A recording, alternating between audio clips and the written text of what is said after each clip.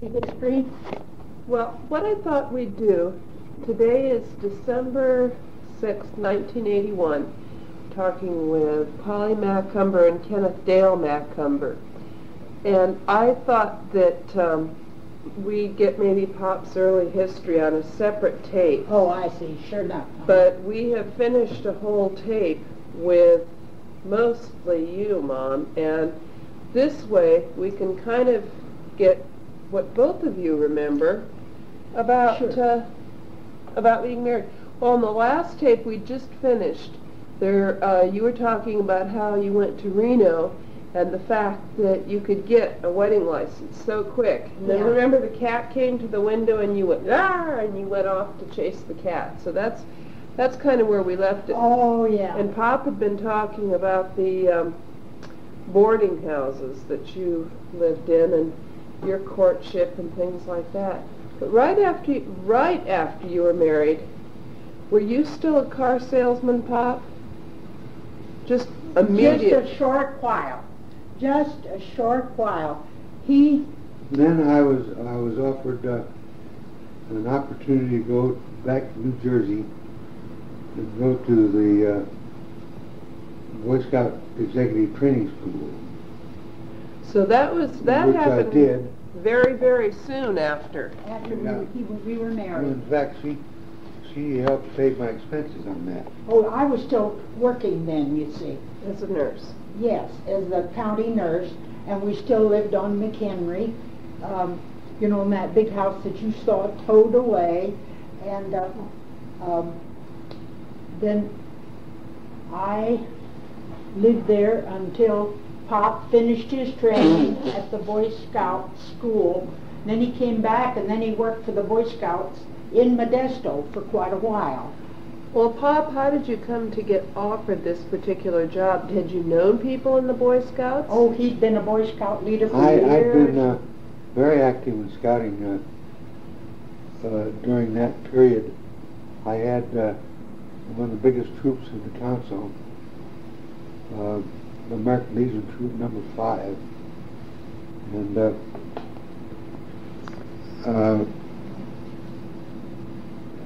Rex Muger was the scout executive, and we'd been friends for many, many years. And I'd worked in the Boy Scout camps, and he needed help, and so I was offered the opportunity if I'd go back to Mendham, New Jersey, and go to school for, I don't remember, 3 months, I think. Several months anyway, and I just stayed put. And he finished up there and came back and went to work in the Yosemite Area Council right here. And so they offered you a job in your yeah. home district, in other words. Oh yeah, Yosemite Area Council. And he worked right in Modesto, and we stayed on McHenry for quite a long while. And then they says, well, you move to Merced and take over that big district, including Yosemite and all those towns around. So this was so when you went to Merced, that was a promotion then. I mean, it was a different job than what you did here. Yeah. Well, what made you decide that you wanted to get involved in scouting rather than continue to be a car salesman? I didn't particularly enjoy car sailing. Oh, you were doing that more as just a job. Yeah. And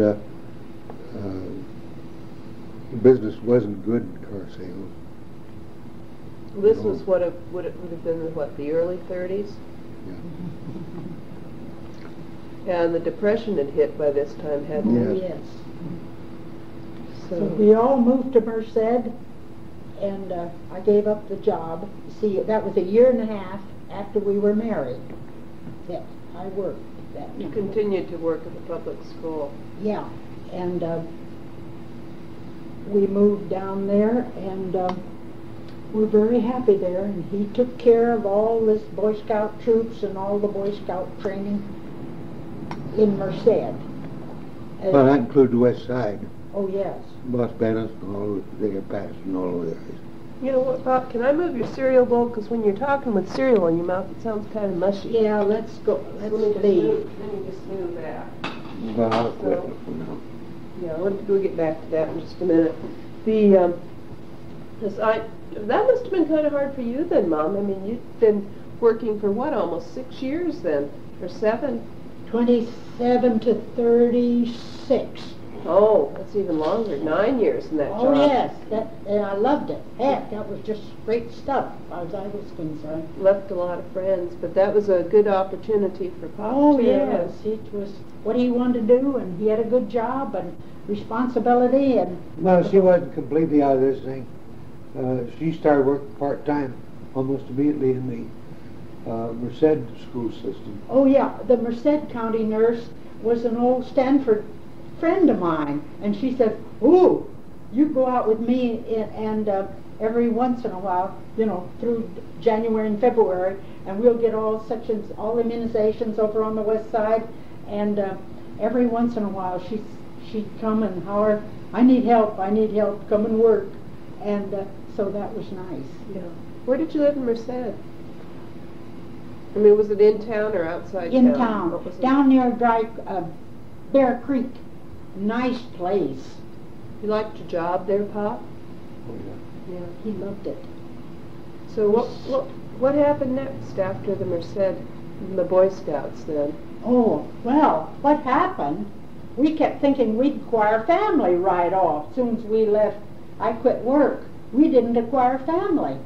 And we kept thinking we'd acquire family. And by gosh, we didn't. Of course, to get back, Modesto hollered quick for me. Their nurse, it happened 2 or 3 times. One of their nurses got sick and they'd phone me and say, come on up and work for a month. Use her car and cover her district. Mm-hmm. So I'd come up, and at the county health department in Modesto, this representative of the California Children's Home Society was there, and she was in there very often, and I quizzed her carefully about the whole thing about adopting a baby, and she gave me all the papers and everything else, and by gosh, I filled them out, and I said, well, if I have a baby, fine. If not, why, I'll adopt one. So I put in my application, and she came out to the house in Merced and looked under the beds and looked around the corners, see if there was any dust and everything else, and looked at the furniture and decided we'd do. And well, you told me at one time you'd use birth control to begin with, but when you were both working, but then after that, oh yes, you were both checked out by the doctor, and there was no reason no at all reason, we shouldn't have a baby. So they waited 3 years before they gave us Jim, and they phoned one day and says, come up and get the 3 weeks old baby, blonde and blue-eyed. And I said, well, I didn't care what color he was. So we went up and got him with all the flannel stuff and all the stuff that was supposed to be on babies. And the closer we got to Modesto, the warmer Jim got and the fussier he got. So I started peeling it and getting all these clothes off of him. And he's just too hot. Huh? oh, well, that's kind of hard to do. All of a sudden, you don't have a baby, and then you do. It's not like yeah. And we had lived in a duplex with the landlady, an elderly woman next door. Jim let out his howls and hoops and whatnot, and the woman says, I can't take this, but I've got a house of my own out on Yosemite Boulevard on the way to Yosemite that has just been redone, repapered, repainted, and everything else. I want you to move over there. So we moved. And well, Jim had a whole big house for his own. Well, Pop, how was this for you? I mean, you went from having a very quiet life to having baby yells and things like that at night. That must have been a change. It was. But Jim was an awfully good baby. So all you had to do was get him a lot of food. He scared the heck out of me once, though. Shortly after we got him, he crawled like a crab, and Polly put him on a big double bed in our bedroom. First thing we knew, we heard a yell, and we looked in there. He was behind the bed. on the floor. You bet.